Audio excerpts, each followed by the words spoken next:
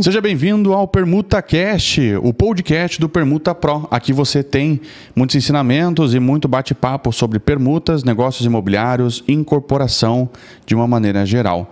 Eu sou o Vitor Crestani, estou aqui como co-host hoje com o meu colega Júnior Ortiz. Ortiz, seja bem-vindo. Dá um bom dia para o pessoal. E aí, Vitor, tudo bem?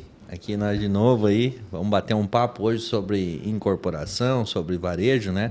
Isso. Vamos trazer vários insights aí para o pessoal que está nos assistindo. Legal, muito bom. Só lembrando vocês, a Permuta Pro é uma franquia de escritórios de permuta, ou seja, você pode ser um franqueado nosso para que você faça negócios imobiliários de alto valor. Negociação de terrenos para incorporadoras e loteadoras. Se você quer trilhar um caminho que especialistas já trilharam, se você quer pegar um atalho, não no sentido ruim, mas no sentido de absorver as lições que especialistas, pessoas que já tiveram sucesso nessa área, e você quer aproveitar essas lições aprendidas com o nosso apoio, nosso suporte e treinamento o tempo todo com você, a Permuta Pro, ela é a empresa que você precisa abrir. Ela realmente vai te colocar num novo nível, um nível muito mais profissional, o nível mais profissional que existe no país hoje em negociações de terrenos para incorporadoras e loteadoras.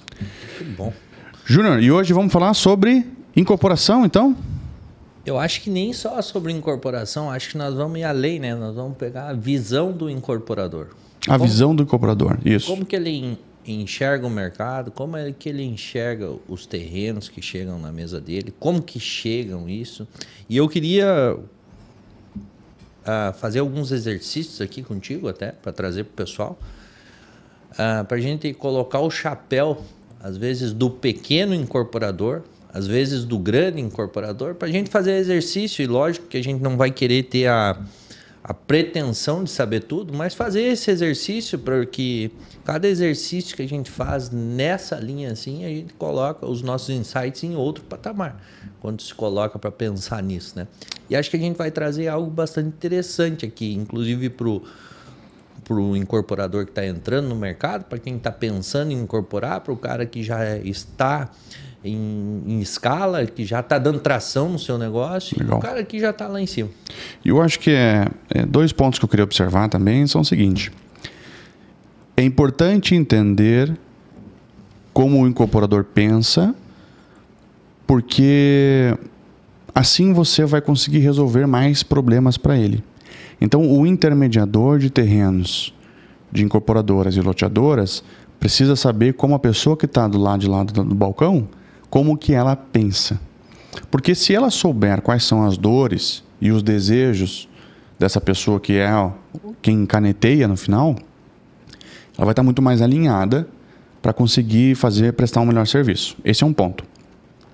E um outro ponto que eu queria destacar é que nas permutas, né, numa relação comercial de compra e venda no mercado imobiliário, e na maioria dos mercados, quem paga a comissão é quem vende. Então, se eu for te comprar esse copo custa 10 e você tem uma estrutura comercial de pagar 5% de comissão, você vendeu o copo, você paga 5% de comissão para o vendedor. Ponto. Nos imóveis a varejo é assim também, porém, a maioria dos negócios de permuta, quem paga a conta é o incorporador. O comprador, nesse caso. Então, ele está comprando o terreno na permuta e ele mesmo está pagando a comissão. Por isso que eu ressalto a importância de entender como que a cabeça do incorporador funciona. Porque é ele quem está pagando a conta no final do dia. É ele quem vai fazer esse empreendimento funcionar e o resultado do intermediador vem daí. Então, é extremamente importante você saber como que funciona a cabeça do incorporador para prestar um serviço melhor, porque é esse cara que vai pagar a tua comissão no final desse processo.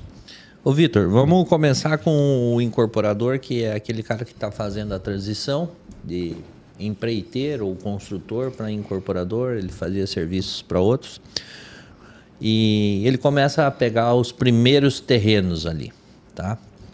Como é que é a cabeça desse cara aí? O que ele precisa visualizar? E eu vou um pouquinho além já nessa pergunta.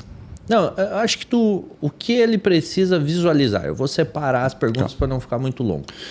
Em primeiro lugar, esse construtor ou empreiteiro que quer virar incorporador, ele precisa entender que incorporação é diferente de construção. Construir é uma prestação de serviço. Incorporar é você ter um negócio. Isso é importante, Vitor.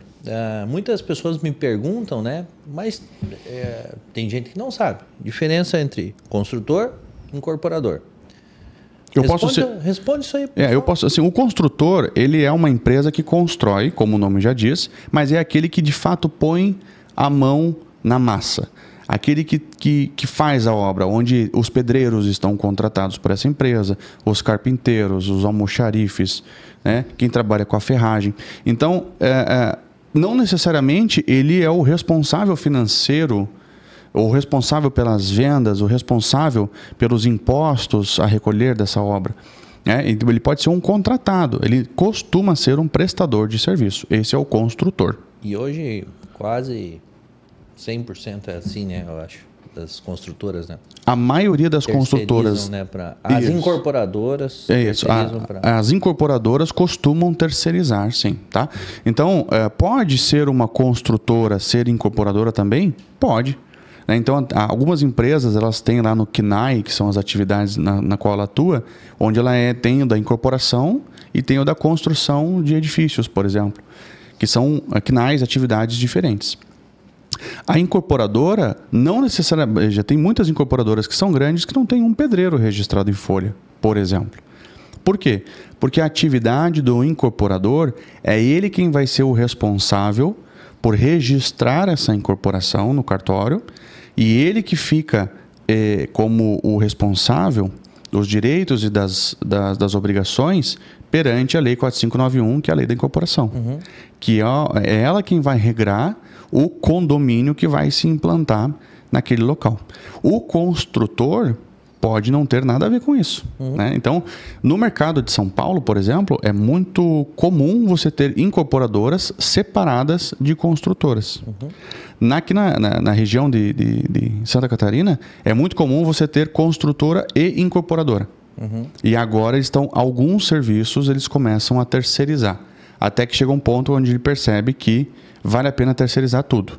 Então, é um nível de maturidade de mercado, um preço por metro quadrado na venda, a maturidade dos fornecedores em conseguir trabalhar isso também, que vai trazendo essas características para o mercado local. O incorporador, ele é a pessoa responsável pelas vendas, ele é a pessoa responsável pelo risco do empreendimento, principalmente, pelo recolhimento de impostos, pelas declarações diante do cartório de registro, instituição do condomínio, responsável pelas garantias da obra, quais sejam 2 anos, 3 anos, 5 anos após a entrega da obra. Essa é a figura do incorporador. Quando o construtor ele quer se transformar em incorporador, ele precisa ter uma mudança de mentalidade, principalmente. A mentalidade que no primeiro momento ele é um prestador de serviço e no segundo momento ele é um empresário da construção civil. Como empresário da construção civil, da incorporação imobiliária, ele tem que tomar risco, ele tem que saber vender imóveis, ele tem que saber fazer contas financeiras, programação de fluxo de caixa, ele tem que saber tomar capital para o fluxo de caixa dele parar em pé. Então, aquele empreiteiro ou aquele construtor que está querendo se transformar em incorporador, o primeiro passo é ele ter essa mudança de mentalidade. E isso está atrelado principalmente ao financeiro estratégico de uma incorporação imobiliária. Então, aquela planilha de viabilidade. A planilha de viabilidade, muito bem executada, tanto na versão estática quanto na versão dinâmica, com fluxo de caixa, é o que vai dar segurança para que esse construtor passe a entender como são os números da incorporação e, a partir disso, ele comece a tomar decisões que realmente vale a pena. Para quem é intermediador do Permuta Pro, por exemplo, a orientação... tem fulano de tal que é construtor e agora vai abrir uma incorporadora e pediu o terreno para mim. Que tipo de terreno que eu ofereço para ele? Provavelmente 100% permuta. Por quê? Porque é um terreno mais leve, para começar, em termos de fluxo de caixa. Ele está compartilhando o risco com o proprietário do terreno. Não precisa ser um terreno muito grande, pode ser uma obra um pouco menor, apesar de ele ter experiência em obra. Então, essa é a principal mudança que o construtor precisa fazer para virar incorporador. Deixa eu te falar uma coisa. Vamos lá. Algumas coisas que eu observo em incorporadores é confiar nessa planilha de viabilidade. Vou te dar um exemplo que aconteceu comigo esses dias. O incorporador trouxe para mim um projeto para um terreno que eu tenho. E eu com a viabilidade pronta. E ali podia 67 metros de altura. Uhum. Os arquitetos colocaram 105. Uhum. E ele estava com a proposta montada para mim já nessa situação. Em cima dos 105 metros de altura. Dos 105. Certo que isso ia dar problema. Sim. Né?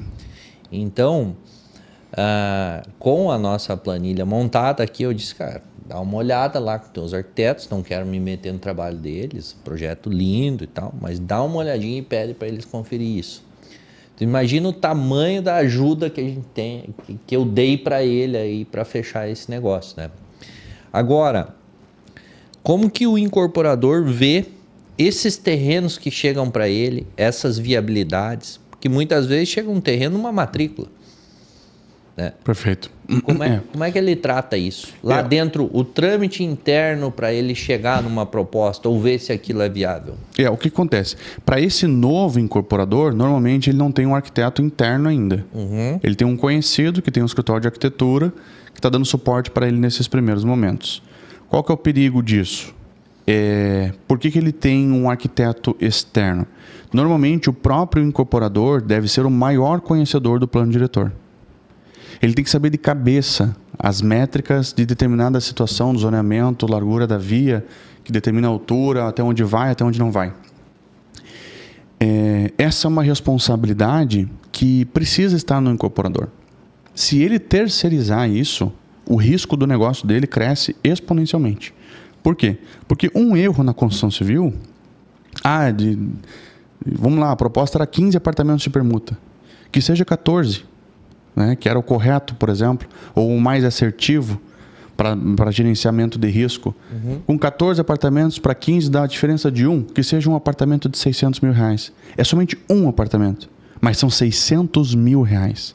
Quantas empresas não quebraram por causa de 600 mil reais ou menos no país hoje, né? Pode botar aí que, sei lá, 80% das empresas, pelo menos, que são micro e pequenas empresas, nem tiveram esse faturamento todo. Então, os erros na construção civil, na incorporação imobiliária, são erros muito grandes. Então, normalmente, ele terceiriza para um arquiteto externo, que se ele tiver experiência legal, ele recebe uma matrícula, e aí ele manda para esse arquiteto, e aí esse arquiteto ele faz uma avaliação arquitetônica, ele não é especialista, por exemplo, numa avaliação ambiental, e isso falta, isso é um problema. Às vezes tem um curso d'água, às vezes é um terreno inclinado, às vezes tem vegetação, e esse arquiteto ele manda com o número de unidades que dá para fazer, um estudo de massa. Dá para fazer, o núcleo é assim, as unidades vão ter esse tamanho e tem tantas vagas de garagem. E aí a viabilidade financeira fica a cargo do incorporador. Porque cada incorporador, em tese, deveria saber fazer a sua conta, mas a conta é uma só, né, de mais e menos, para todos os incorporadores, não muda. O problema é que eu vejo muitas planilhas por aí diferentes, né, muitas vezes por desconhecimento de como realmente se faz a viabilidade de um empreendimento. O que muda é a maneira que você constrói, o tipo de material que você usa, o método construtivo que você usa. Então, o seu custo de obra tende a mudar. Agora, as regras de mais e menos, até chegar à última linha, isso não muda. Isso é uma coisa só, tá? O incorporador se encarga de fazer essa viabilidade financeira e é aí que começa o perigo, porque cada um faz de um jeito, do jeito que ele acha que é certo. E se ele vem de uma construtora ou de uma prestadora de serviços, ele não tem a experiência suficiente ainda para poder fazer uma viabilidade financeira madura. Feito isso, ele vai formalizar uma proposta dentro do que ele entende que é o lucro que ele quer atingir, que é a taxa mínima de atratividade. Se esse projeto vai me entregar tantos por cento, para mim é o suficiente. Então, essa é a minha taxa mínima de atratividade. Tá, mas se ele te entregar 5% a menos, já não é tão atrativo. Ótimo. Então, assim que a gente baliza a taxa mínima de atratividade. Então, Júnior, normalmente o ciclo normal, fora da permuta pro, ele é esse.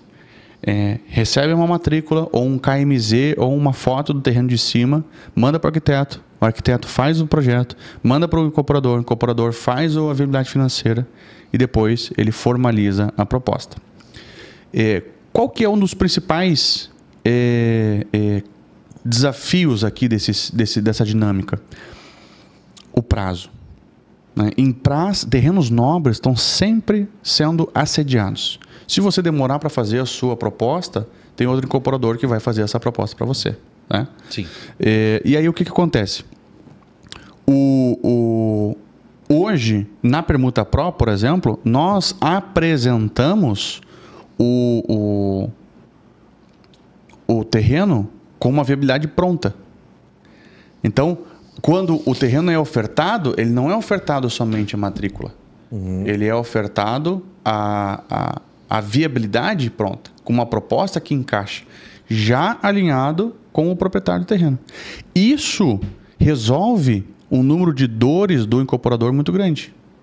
Né? Então, eu vejo muita vantagem quando um intermediador da Permuta Pro entra em comparação com o intermediador comum. Porque ele já antecipou semanas de trabalho para o incorporador. E aí, quando o incorporador vai tomar a decisão, é meio que uma reunião só. Tá aqui, o terreno é esse, o que dá para fazer é isso.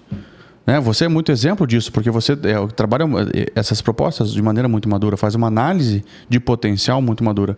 O terreno é esse, dá para fazer isso, o proprietário do terreno quer aquilo, e o resultado fica assim. E aí, quer fazer ou não quer fazer? É uma reunião só. Né? Sim, acelera um monte. E é bom, né, Vitor, trazer essa questão do arquiteto, que o arquiteto é o seguinte, né? Eu sou arquiteto. O arquiteto é aquela pessoa criativa, se apaixona pelos projetos. E nessa fase aí, o incorporador ele tem que ter um domínio do que ele quer fazer. Sim. Não dá para terceirizar, deixar na mão do arquiteto, para o arquiteto falar quantos dormitórios tem que ter, ou se tem que ter uma varanda maior. Perfeito. Não sei o quê. Porque estamos falando de números, de negócios, não de paixão nesse momento. Perfeito. Que é a parte racional, né? Então tem que tomar um cuidado, sim, e quando levar para o arquiteto, cara, o meu plano de negócios é fazer esse tipo de apartamento para aquela região já previamente estudada. E ali na Permuta Pro a gente já traz um estudo em relação a isso. Da praça. Média da praça, de média de mercado, tanto o que tem em construção, em lançamento, quanto o que tem pronto também. Porque isso é importante avaliar. Sim. E quando a gente senta na mesa, a gente só, cara, inclusive por softwares, não é feito à mão, a cálculo. A gente pega num software Sim. e calcula e entrega algo bastante interessante, né? E, Vitor, esse processo dentro da incorporadora lá, eu costumo dizer assim, tu manda um terreno para o incorporador diz assim, eu vou olhar. O eu vou olhar para o corretor que enviou, ele passa para o cliente lá, os caras estão olhando. Sim. Isso é quase uma compra. E para o incorporador... Isso aqui para o incorporador, eu vou olhar, é quase que assim, cara, tá, se der tempo, acho que eu vejo. Exato. E para o corretor cara, os caras vão fechar. Tem uma discrepância gigante aqui, né? Tem, a percepção é muito diferente. Porque para o vendedor, quando tem alguém olhando, ele já acha que o cara está interessado.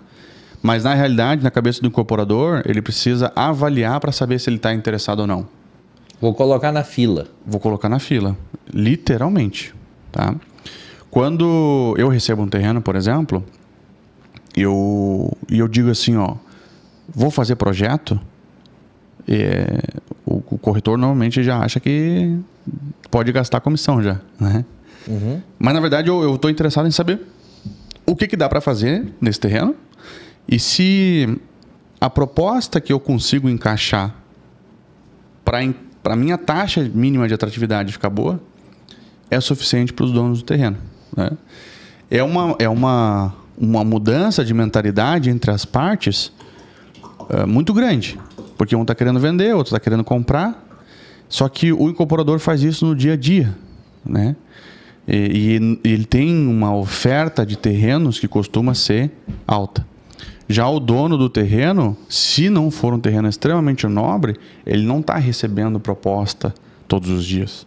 Né? Então, se tem alguém olhando, ele fala, tá aí minha chance de vender meu terreno, de fazer minha permuta. E o corretor também, que já é uma área mais disputada, né? Uma faixa de mercado mais disputada. Tem menos, né? Ele acaba criando uma expectativa muito grande também. Mas vale ressaltar que, apesar da permuta pro ter encurtado muito esse processo, um processo de negociação de permuta é um processo longo, demorado, complexo.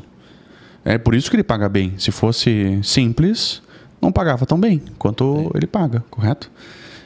Então, o primeiro processo é o incorporador avaliar. Teve interesse, eu sempre gosto de conversar com os donos do imóvel antes de formalizar a proposta. Por quê? Porque daí eu vou pegando o que é importante para cada um. E eu consigo formalizar uma proposta customizada. Depois disso, vem de fato a formalização da proposta e aí começa a discussão entre os familiares. Porque por incorporador é mais um empreendimento. Mas para aquela família, normalmente, é o terreno. Negócio da vida. O negócio da vida. O terreno que eles compraram Já escutei isso, por isso que eu estou falando. Há 30, 40 anos atrás e é um negócio da vida deles. Tem proprietários de terrenos que são mais profissionais, administradores de patrimônios? Tem, mas são a minoria. E para ele trata como mais um negócio também. Então, esse processo de avaliação de proposta normalmente é demorado, né, entre os familiares. Eu estou com uma situação onde são 4 terrenos. Um deles equivale a 2, porque ele foi unificado. Nesses 4 terrenos, 2 já assinaram os documentos. Os outros 2 são familiares. Só que, quantos familiares? 9 familiares, donos dos 2 imóveis. E eles estão discutindo a proposta, metade já aceitou, metade não aceitou. Né? Então, eu estou com o documento assinado com 2, os outros 2 terrenos ainda estão, que são 9 familiares, estão discutindo entre eles. Todos querem fazer, mas eles ainda discutem, aí fulano está viajando, e aí não encaixa a agenda. E quando se vê, se passou um mês. Né? Só que não é um mês de trabalho, porque até que a gente se conheceu faz 60 dias. Então, já se foram 3 meses. Né? Em compensação, o intermediador nessa operação vai ganhar R$1.200.000 né, de imóveis no local. Então, se ele quiser trazer isso a valor presente e receber em dinheiro, vai ser um valor mais baixo? Vai ser um valor mais baixo.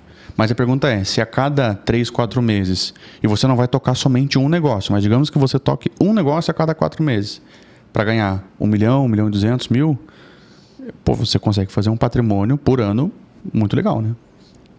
Sei lá quanto por cento da população brasileira que tem essa oportunidade. Pouquíssimo, né? Esses dias eu vi, parece que 1% ganha acima de 28 mil, né? 28 mil. 1% da população ganha acima de 28 mil por mês. Isso. E como que o incorporador enxerga o terrenista, o dono do terreno? Enxerga como parceiro, como um negociador, alguém que trava o negócio? Como que ele enxerga em 2 pontos? Quando é permuta e quando é compra?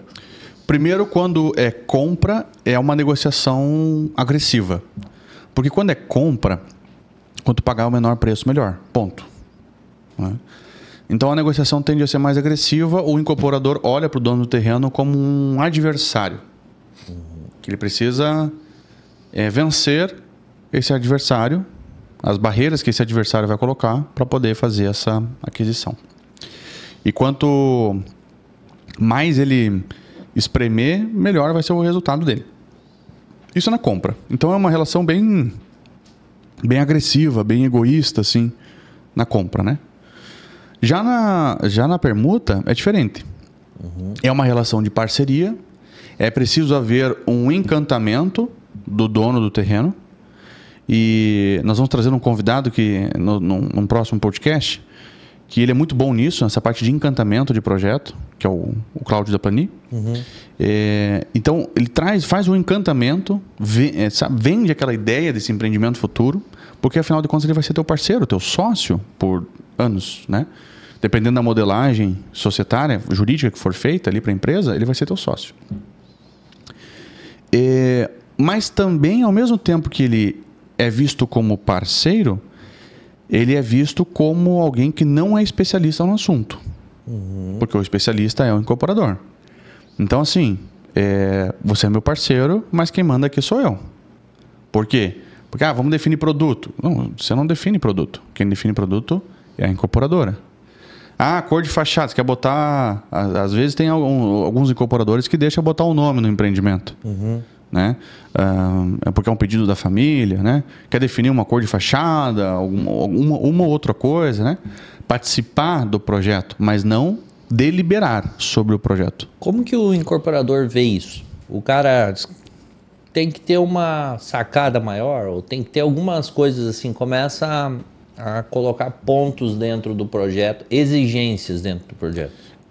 Depende muito assim, Júnior.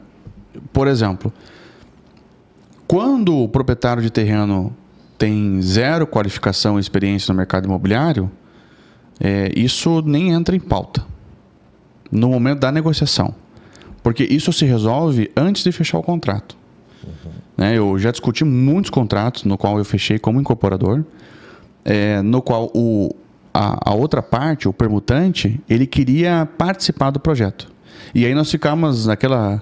A última discussão da minuta ficava assim: poderá o permutante número 1, que daí é o dono do terreno, né, bem na cláusula do contrato, opinar, deliberar, não sei o que, sobre o projeto. Então a gente sempre cuidava muito com as palavras que eram usadas, para que não desse a força ativa de ele modificar o projeto, ou que eu tivesse, por exemplo, que aprovar algum tipo de mudança arquitetônica no projeto com o dono do terreno. Até porque quem vai vender vai ser o incorporador, né? Quem é o responsável por pagar a conta é o incorporador.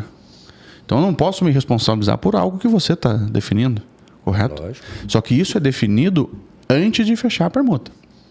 Então nem chega no ponto de ter que lidar com isso lá na frente.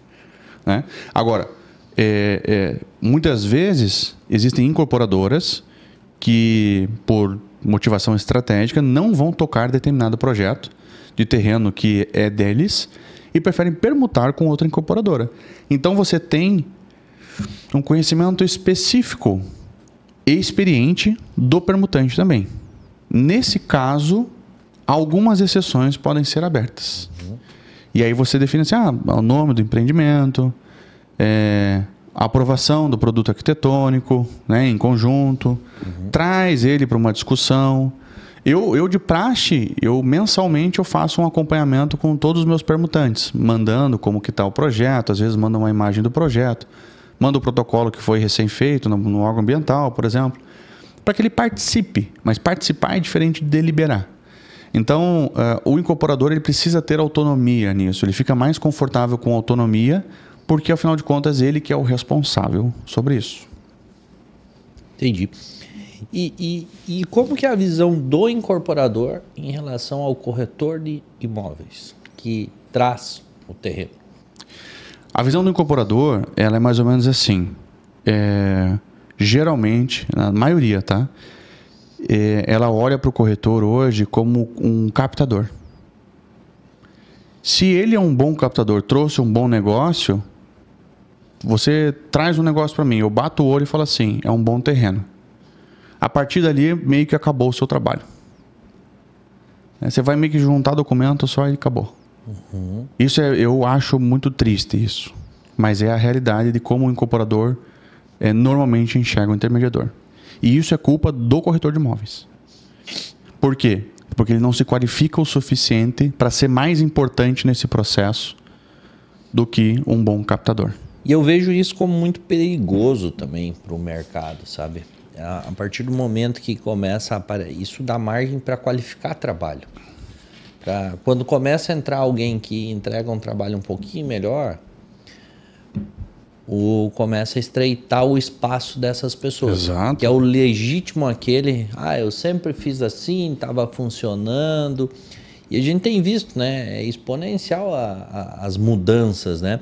Por exemplo, esses dias acho que eu citei aqui, ou foi numa live que eu fiz aí, o avião demorou 56 anos para atingir 50 milhões de usuários. O ChatGPT levou 20 minutos. Essa exponencialidade das coisas, dos negócios, vai acontecer em todo lugar. Em tudo. E a partir do momento que começar a entrar pessoas mais preparadas, aquele cara começa a perder espaço. Com uma velocidade muito rápida. Muito rápida. E não é assim, eu não vou perder. Vai perder. Pode ser que o cara seja amigo da incorporadora, do incorporador, porém, negócio é feito para ganhar dinheiro, não é por amizade. O incorporador faz dinheiro pelas causas deles, não pela tua. É que nem aquele negócio assim, cara, podia comprar isso aqui de mim para eu bater a meta no final do mês? Não, eu compro pelas minhas necessidades, não pelas tuas, né? Exato. Então, acho que essa pessoa vai começar a perder espaço se não qualificar, né? Que é essa ideia que tu falou, que é muito triste, assim, virar um enviador de matrículas, né? E como que o incorporador vê o cara mais preparado, já que a gente está falando a visão do incorporador, como que ele vê quando chega um negócio mais pronto assim para ele? E aqui tem uma coisinha que eu queria que tu pontuasse, que é o nível de confiança naquilo que foi entregue, sabe? Sim. Como que ele vê isso? Beleza. Primeiro, ele, de uma maneira bem automática, assim, ele já coloca numa régua mais alta, ele vai dialogar num patamar diferente. Né? E só que daí o incorporador, ele já olha para o intermediador com um olhar muito mais crítico. Só que isso é uma coisa muito boa. Às vezes a gente tende a se assustar com isso.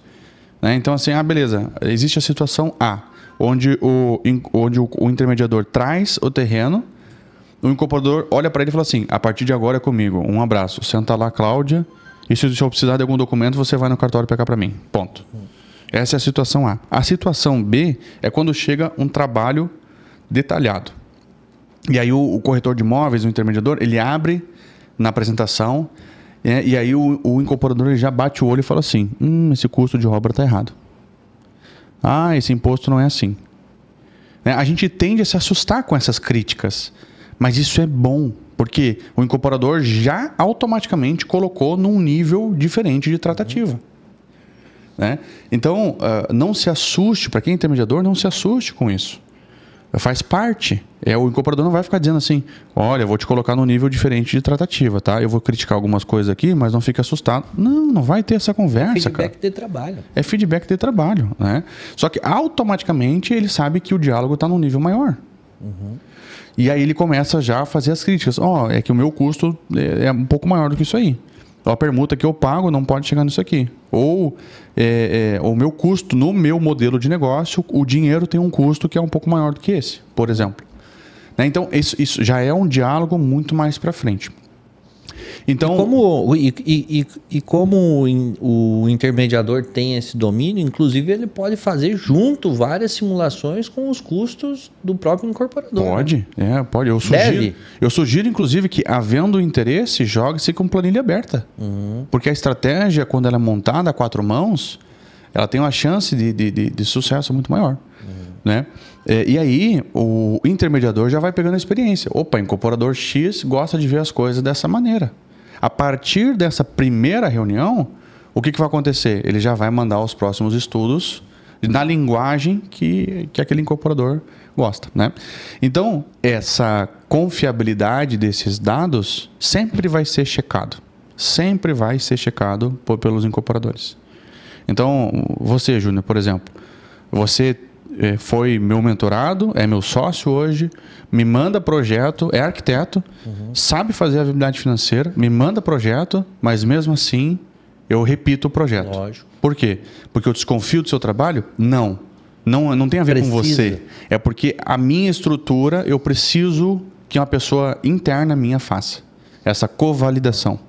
Isso não tem a ver com a qualidade do seu trabalho, que é extremamente alta, entende? Inclusive, eu também sugiro, lá no fim tem, cara, eu fiz baseado em estudos de mercado e tal, e eu preciso que tu faça todas as validações internas possíveis para colocar isso no mercado. E aí já vai uma dica, se o incorporador não faz, fique atento.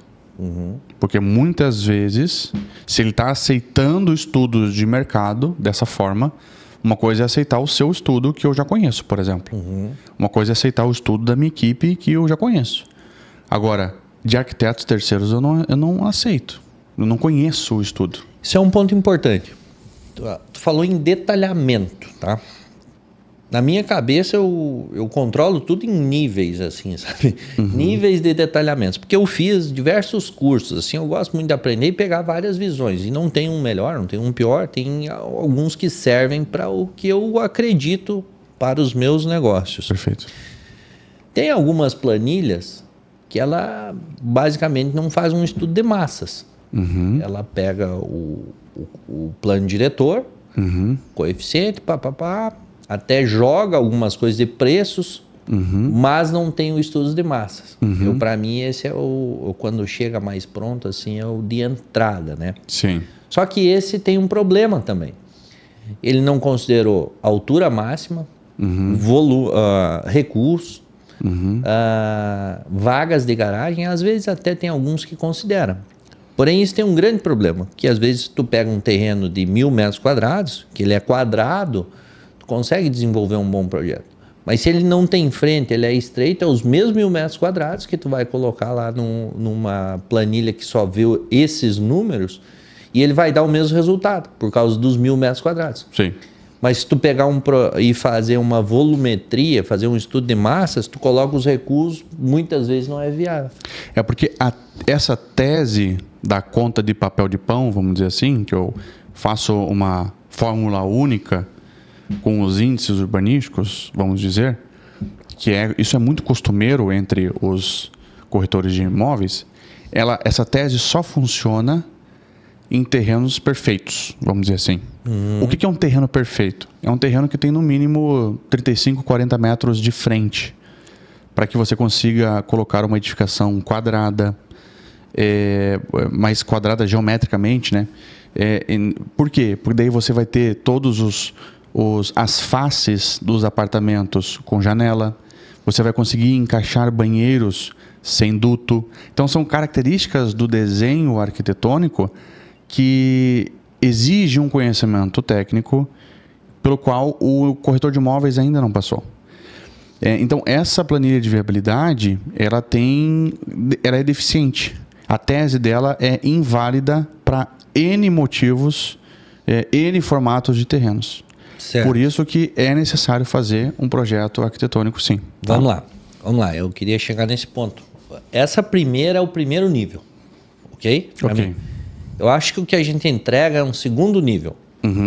E existe um terceiro nível, que já aconteceu comigo, de pegar projetos que vieram para mim, que o cara foi além.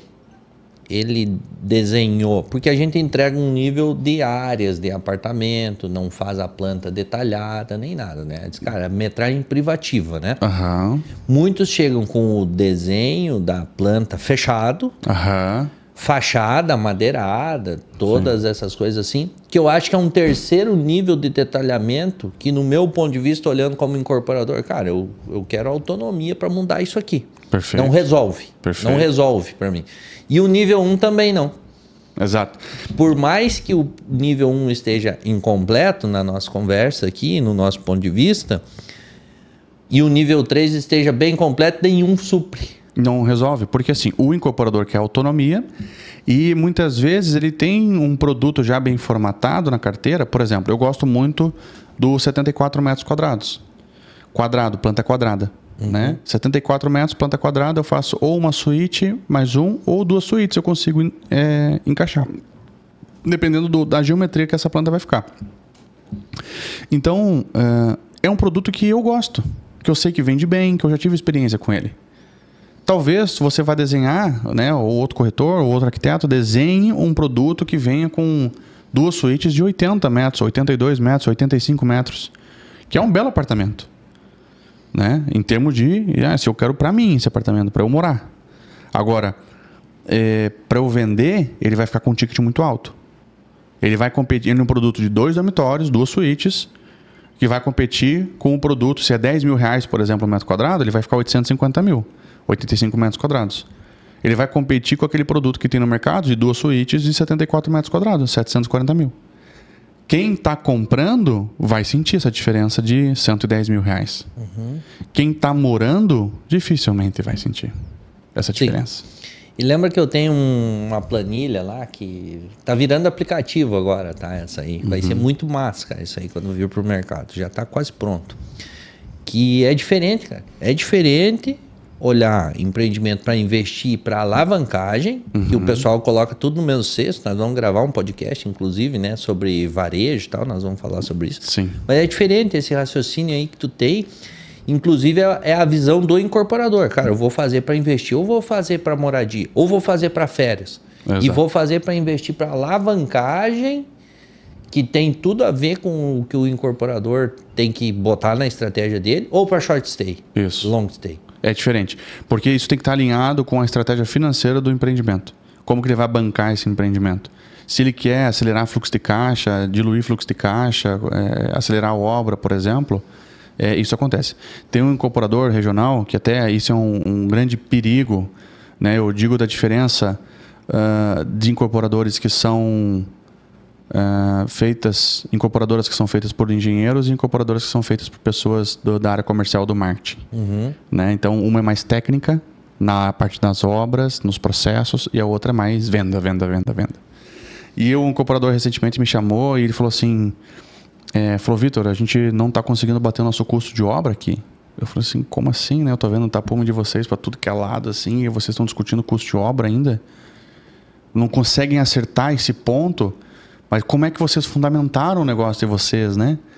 Ele falou, não, mas qual que é o número aí para a gente poder considerar? Eu falei, cara, olha, pelo que eu conheço do produto de vocês, né, ele é um ticket menor, são unidades menores, tem muita parede, tem muita instalação, tem mais pontos de tomada por pavimento. Então, a proporcionalidade por metro quadrado não segue uma proporcionalidade do CUB. Vai ser mais cara. Então, isso tem que ser considerado num projeto executivo, você tem que ter orçamentistas para fazer isso. Tem toda uma parte técnica, né? Mas é uma empresa que não é feita por engenheiros. Então, eles não conseguem enxergar isso antes de passar por esse processo. Né? E aí você começa a perceber a importância da estratégia individual de cada empresa. Porque talvez nessa estratégia...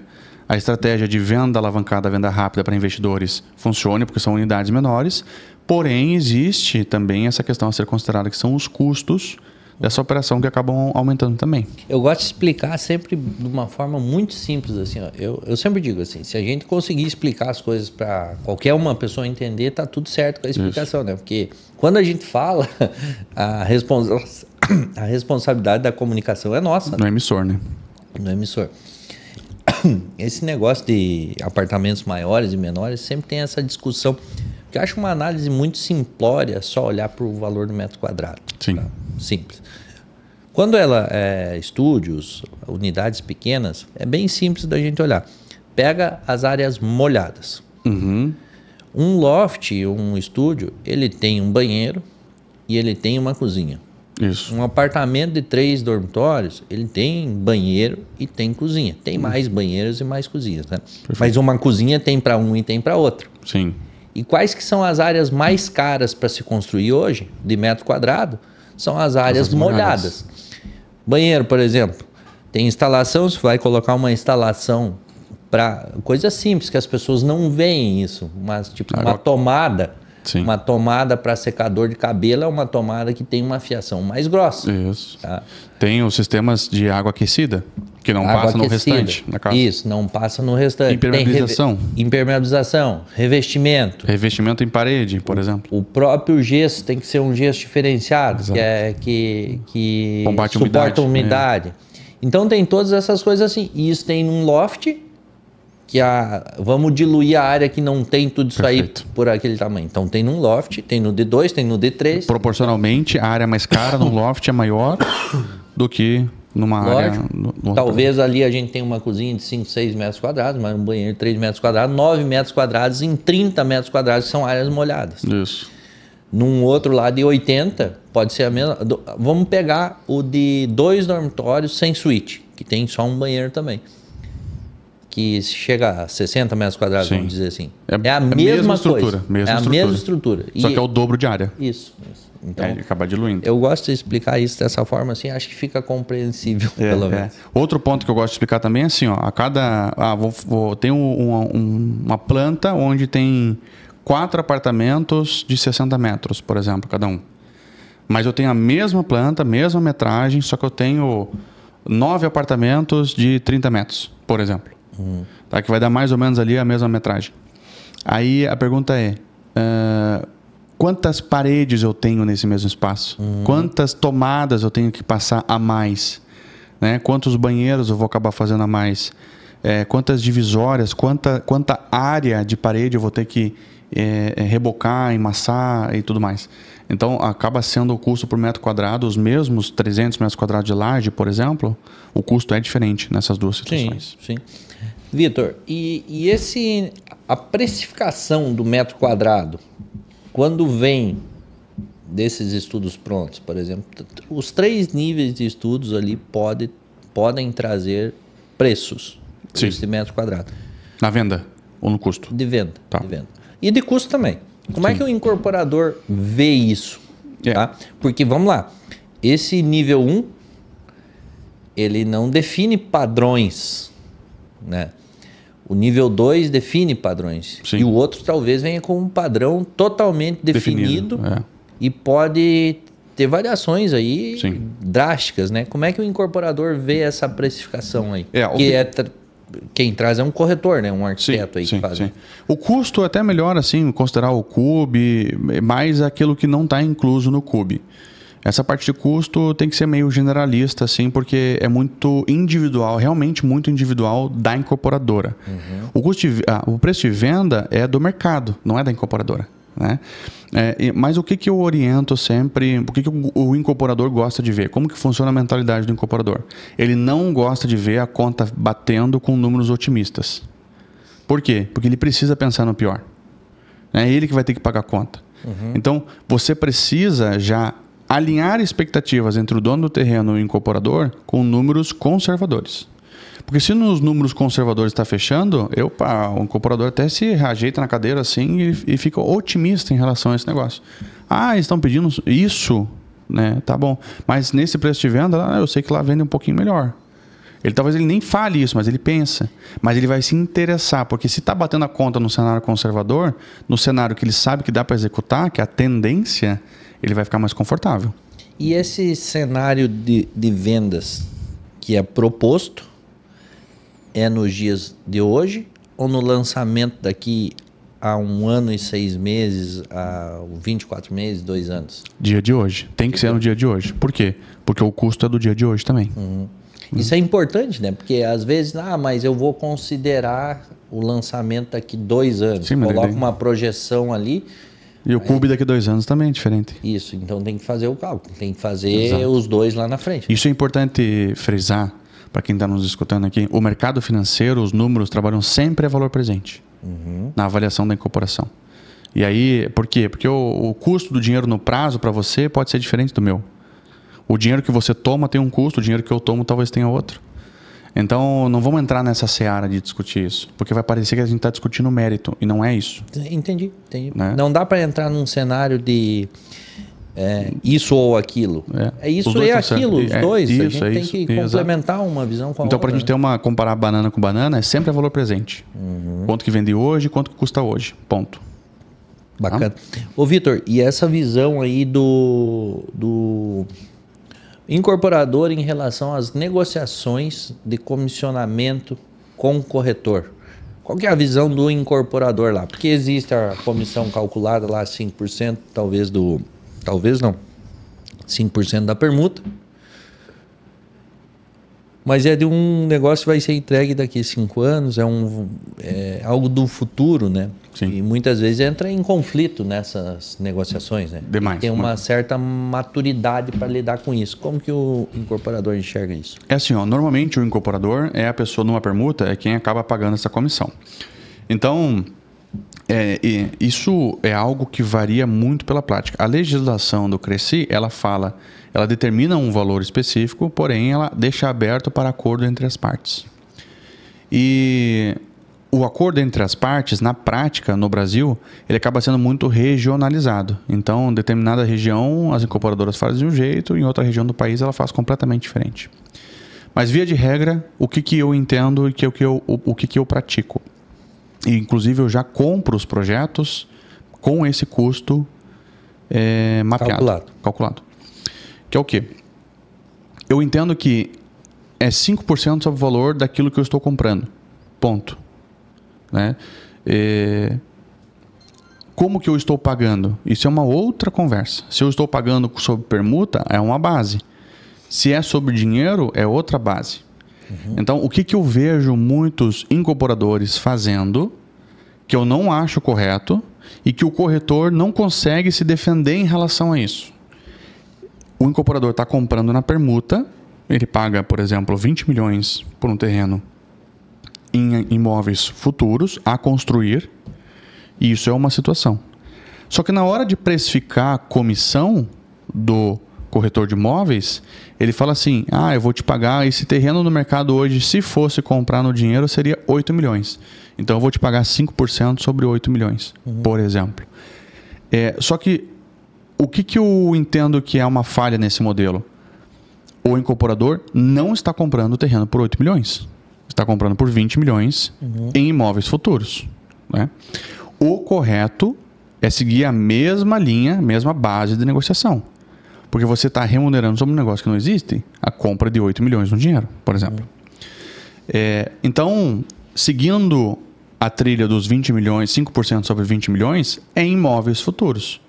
Então, como é que você vai receber isso? Em imóveis futuros também. Os 5% será em imóveis futuros também. Tá? A conta correta para citar, eu quero botar dinheiro na mão, beleza.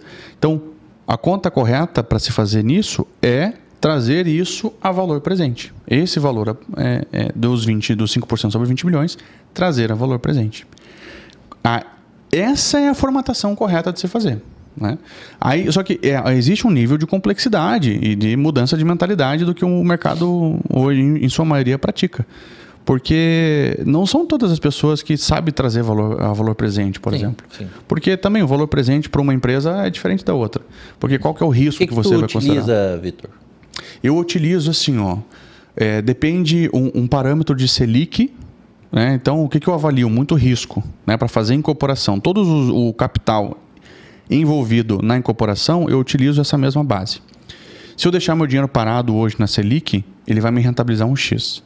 Para eu sair de casa, me arriscar, contratar gente, correr risco de licenciamento, etc., ele tem que me remunerar uma quantia suficiente a mais do que isso. Então, eu sempre vou procurar uma Selic mais 10, Selic mais 12, para quem está tomando o risco. Então, esse é o valor da taxa de desconto que eu vou acabar trazendo também. Sim. Por quê? A minha taxa mínima de atratividade, quando eu vou trazer a valor presente, eu vou aplicar essa taxa específica. Tem incorporadores que têm taxas maiores, tem incorporadores que têm taxas menores. Esses dias teve um aí que mexeu comigo aí que falou, só pegava a Selic e só a Selic mesmo. Ele pega a Selic, ele faz um desconto, enfim, né? Mas na minha opinião, ele está desconsiderando todos os riscos, porque eu consigo aplicar a Selic sem risco, por exemplo, com garantia, inclusive do fundo do garantidor, vamos dizer assim. Boa. Mas só até um limite, ou tem sabe, uma garantia real, alguma coisa assim. Agora, quando você entra na incorporação, você está com um risco maior, né? Sim, tem N riscos assim, que você tem que considerar. E eu acho que esse negócio dos riscos tem que ser compreensível por todas as partes. Pelo corretor, pelo incorporador, pelo terrenista, sabe? Porque quando se olha só para um lado, assim, não fecha a conta, sabe? Eu só quero receber. Mesma coisa, agora já está finalizando o nosso tempo aí, mas as divisões de comissão, por exemplo, sempre uma briga entre os corretores, né? Vamos falar um outro dia sobre isso. Mas eu quero te provocar aqui para ver se tu conta para nós aí do tal do desafio aí, que eu sei que nós estamos inventando isso. Sim, isso. Tu sabe que eu gosto de convidar o pessoal, né? Tu acha que falamos hoje ou não falamos? Vamos falar, tá? Para você que está nos assistindo aí, nós faremos um desafio. Esse desafio é um desafio de 3 dias, onde você vai iniciar o primeiro dia, não precisa saber nada sobre intermediação de terrenos para incorporadores e loteadores, e ao final do 3º dia, você está sendo desafiado para permanecer conosco. Ao final do 3º dia, você vai dominar a intermediação de terrenos para incorporadoras e loteadoras. Serão 3 dias, a partir das 20 horas da noite. Você vai receber um link, o link vai estar aqui em algum lugar na descrição desse vídeo, e você pode se inscrever para você se tornar um especialista em intermediação de terrenos para incorporadoras e loteadoras. Nós estamos desafiando você para que você se torne um profissional que é realmente considerado diferenciado em qualquer mesa de incorporador. Você vai dialogar num nível diferente, você vai aprender coisas que é das melhores práticas da intermediação de terrenos e com certeza você vai ter resultados diferentes. Você vai fazer um patrimônio milionário, caso você não tenha percebido, o corretor que vende apartamento não constrói patrimônio, pode até viver bem, mas não constrói patrimônio, que é diferente daquele que intermedia terrenos. Então, você está sendo desafiado para poder participar conosco desses 3 dias e construir um patrimônio milionário para você através da intermediação de terrenos para incorporadores. Ficou bonito o convite, hein? Ficou. E hoje nós ficamos por aqui, então, pessoal. Mais um episódio aí que a gente tentou trazer aí um pouco da visão do incorporador em relação a toda a negociação, ao terrenista, ao corretor, ao mercado, à precificação. E nós ficamos por aqui e até uma próxima. Um abraço.